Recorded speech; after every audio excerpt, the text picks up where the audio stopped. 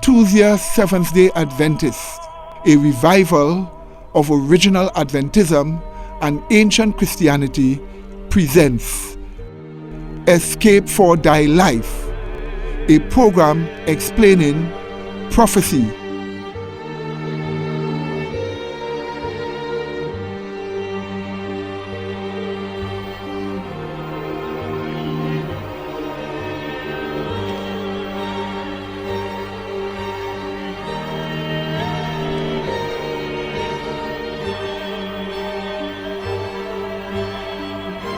current affairs,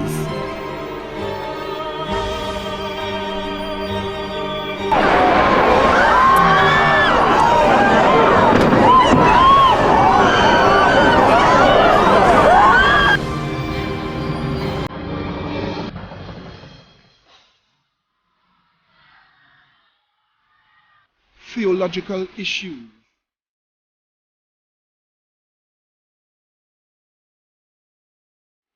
rights and freedoms,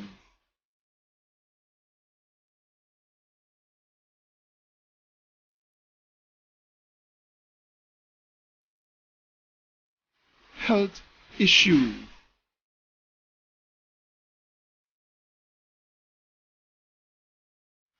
natural disasters,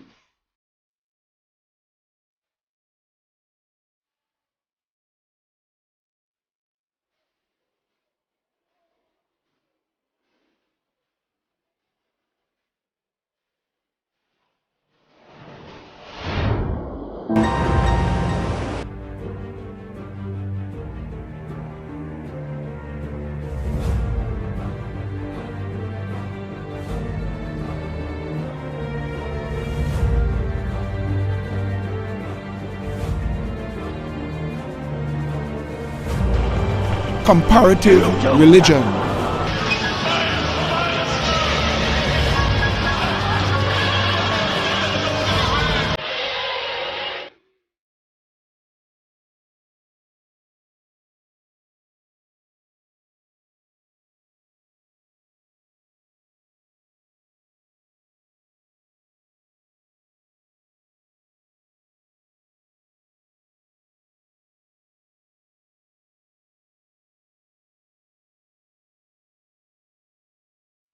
spiritualism,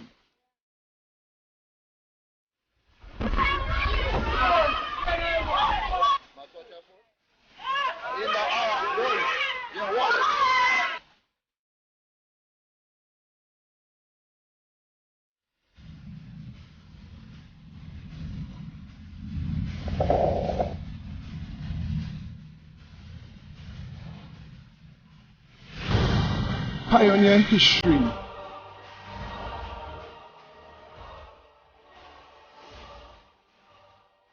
creation versus evolution,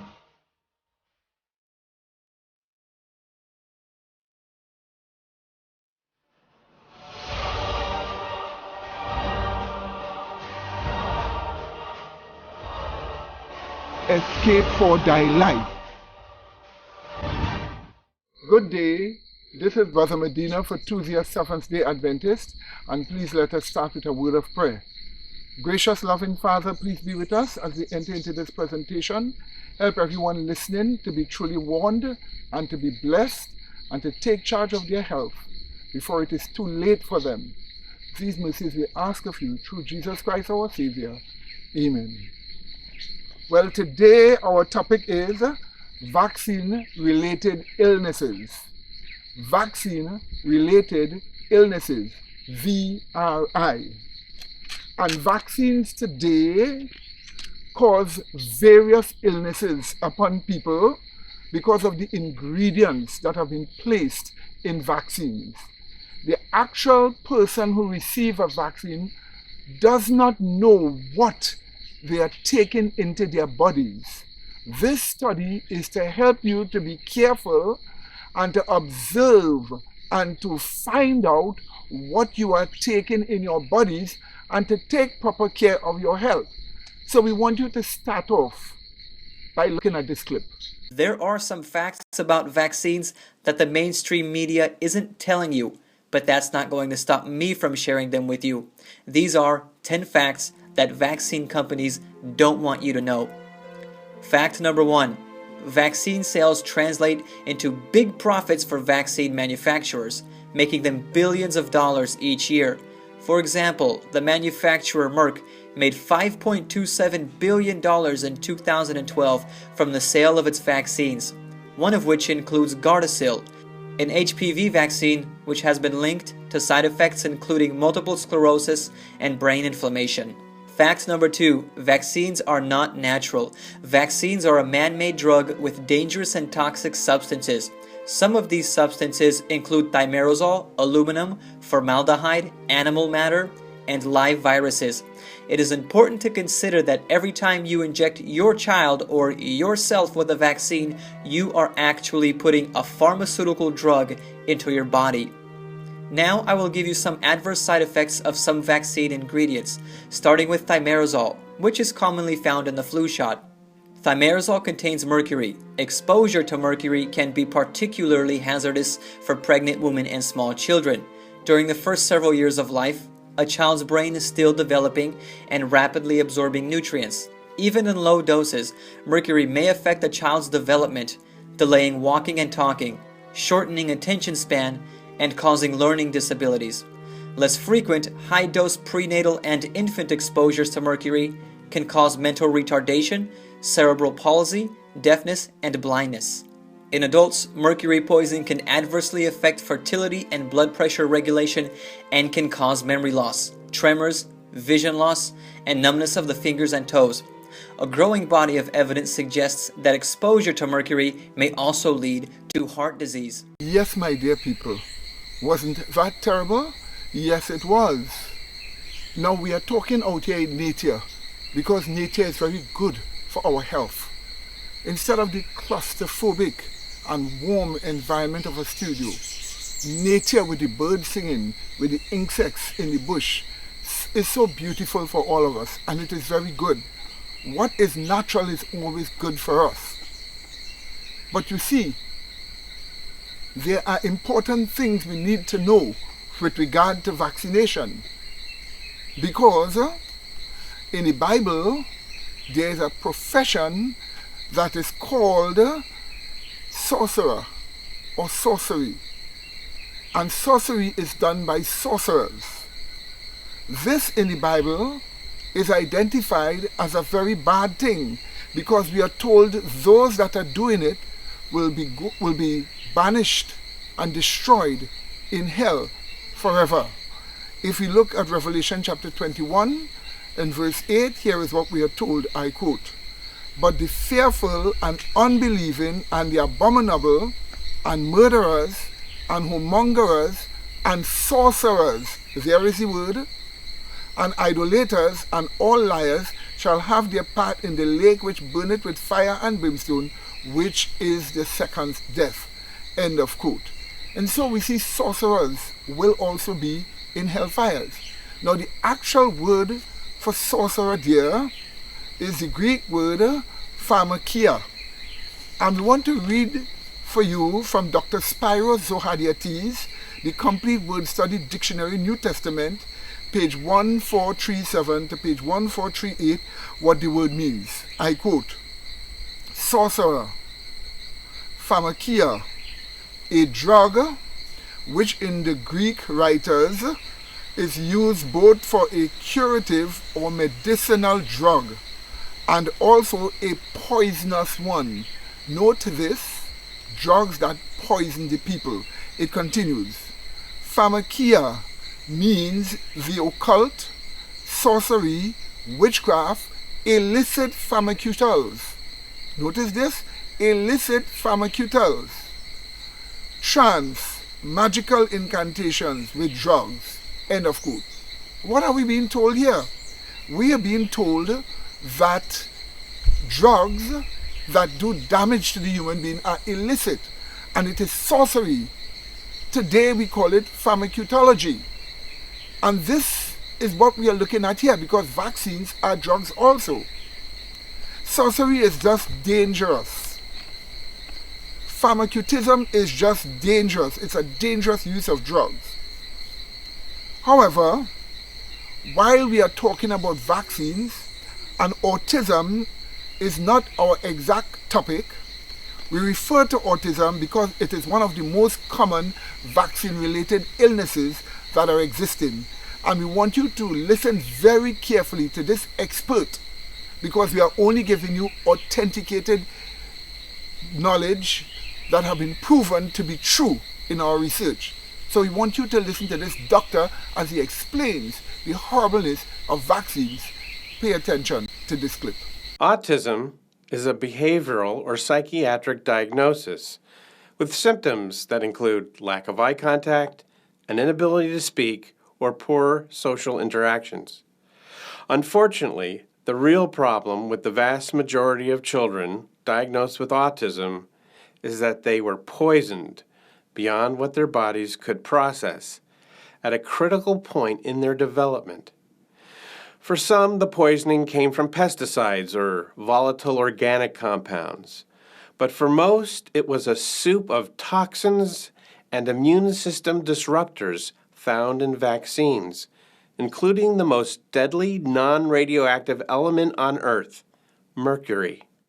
Instead of identifying the root cause of this growing epidemic of neurologically impaired children and then sounding a call to arms, the American Academy of Pediatrics has allowed the myth of better diagnosing as the reason that there is an explosion of autism.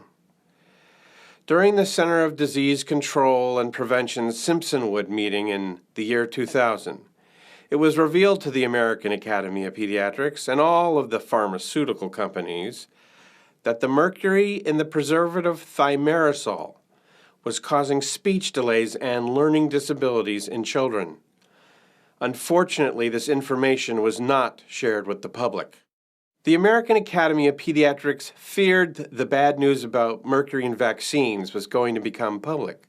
So in 1999, they pledged to have thimerosal eliminated from vaccines. However, 10 years after making the pledge to remove mercury from vaccines, the only thing the AAP ever did was to join in a protest against a fictitious TV show, Eli Stone, because it was critical of mercury being in vaccines. Mercury, which is the second most toxic natural substance to man and 500 times more toxic than lead, is still present in most of the flu vaccine in the preservative thimerosal. This is a deadly form of organic mercury called ethyl mercury, which is rapidly absorbed into human cells and then the brain. Vaccines with trace amounts of thimerosal are supposed to contain less than 1 microgram of mercury. Another way of saying 1 microgram is 2,000 parts per billion.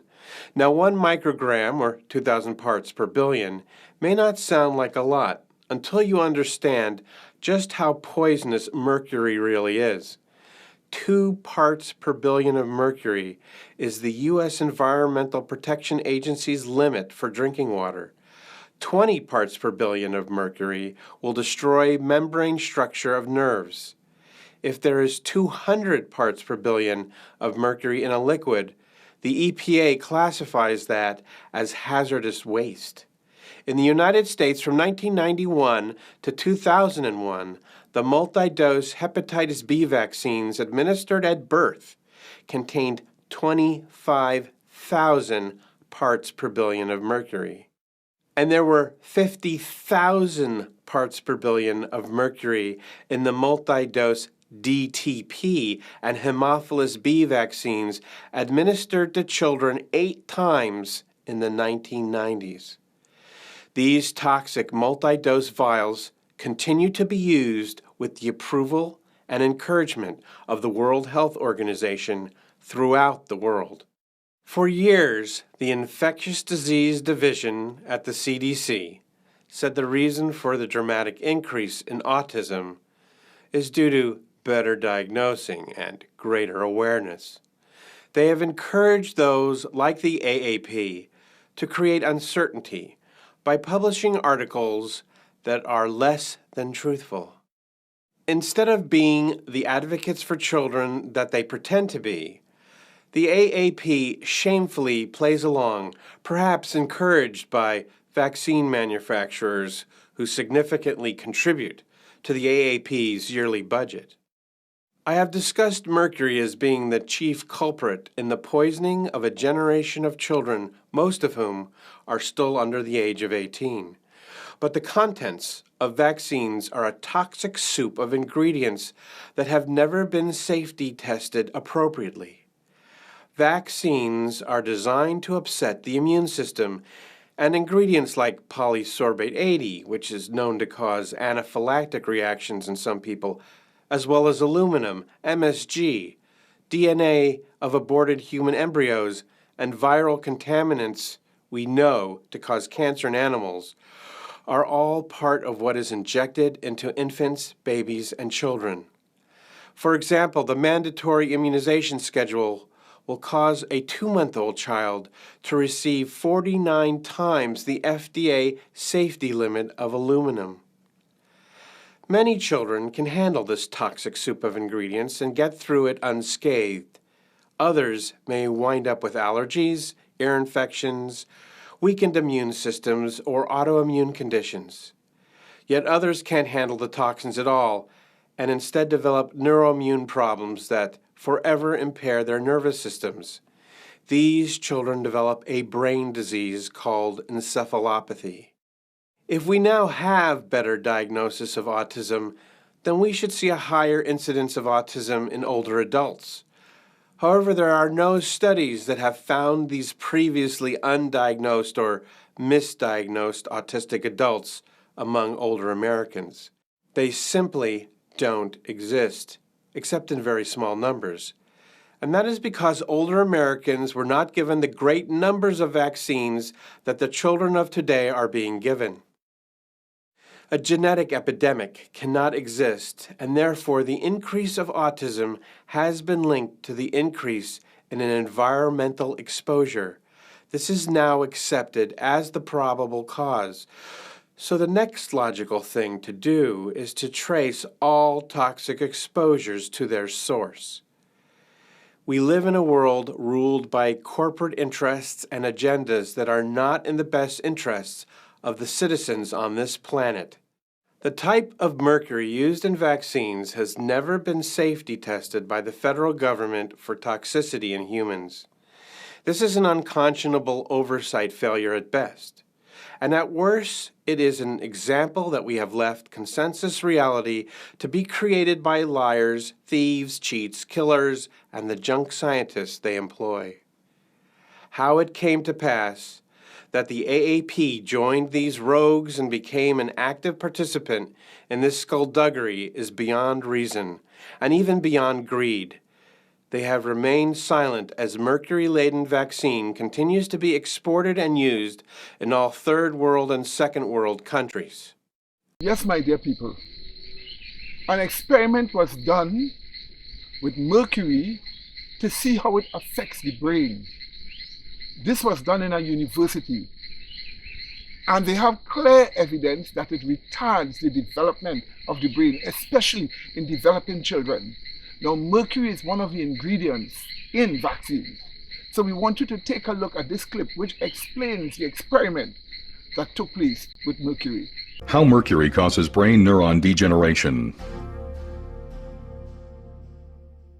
Mercury has long been known to be a potent neurotoxic substance, whether it is inhaled or consumed in the diet as a food contaminant. Over the past 15 years, medical research laboratories have established that dental amalgam tooth fillings are a major contributor to mercury body burden. In 1997, a team of research scientists demonstrated that mercury vapor inhalation by animals produced a molecular lesion in brain protein metabolism, which was similar to a lesion seen in 80% of Alzheimer's diseased brains. Recently completed experiments by scientists at the University of Calgary's Faculty of Medicine now reveal, with direct visual evidence from brain neuron tissue cultures, how mercury ions actually alter the cell membrane structure of developing neurons. To better understand mercury's effect on the brain, let us first illustrate what brain neurons look like and how they grow. In this animation, we see 3 brain neurons growing in a tissue culture, each with a central cell body and numerous neurite processes. At the end of each neurite is a growth cone where structural proteins are assembled to form the cell membrane. 2 principal proteins involved in growth cone function are actin, which is responsible for the pulsating motion seen here, and tubulin, a major structural component of the neurite membrane. During normal cell growth, tubulin molecules link together end-to-end to form microtubules, which surround neurofibrils, another structural protein component of the neuronal axon. Shown here is the neurite of a live neuron isolated from snail brain tissue, displaying linear growth due to growth cone activity. It is important to note that growth cones in all animal species, ranging from snails to humans, have identical structural and behavioral characteristics, and use proteins of virtually identical composition. In this experiment, neurons also isolated from snail brain tissue were grown in culture for several days, after which very low concentrations of mercury were added to the culture medium for 20 minutes. Over the next 30 minutes, the neurite membrane underwent rapid degeneration, leaving behind the denuded neurofibrils seen here. In contrast, other heavy metals added at this same concentration, such as aluminum, lead, cadmium, and manganese, did not produce this effect. To understand how mercury causes this degeneration, let us return to our illustration. As mentioned before, tubulin proteins link together during normal cell growth to form the microtubules which support the neurite structure. When mercury ions are introduced into the culture medium, they infiltrate the cell and bind themselves to newly synthesized tubulin molecules. More specifically, the mercury ions attach themselves to the binding site reserved for guanosine triphosphate, or GTP, on the beta subunit of the affected tubulin molecules. Since bound GTP normally provides the energy which allows tubulin molecules to attach to one another, mercury ions bound to these sites prevent tubulin proteins from linking together. Consequently, the neurite's microtubules begin to disassemble into free tubulin molecules, leaving the neurite stripped of its supporting structure. Ultimately, both the developing neurite and its growth cone collapse, and some denuded neurofibrils form aggregates or tangles, as depicted here. Shown here is a neurite growth cone stained specifically for tubulin and actin, before and after mercury exposure. Note that the mercury has caused disintegration of tubulin microtubule structure.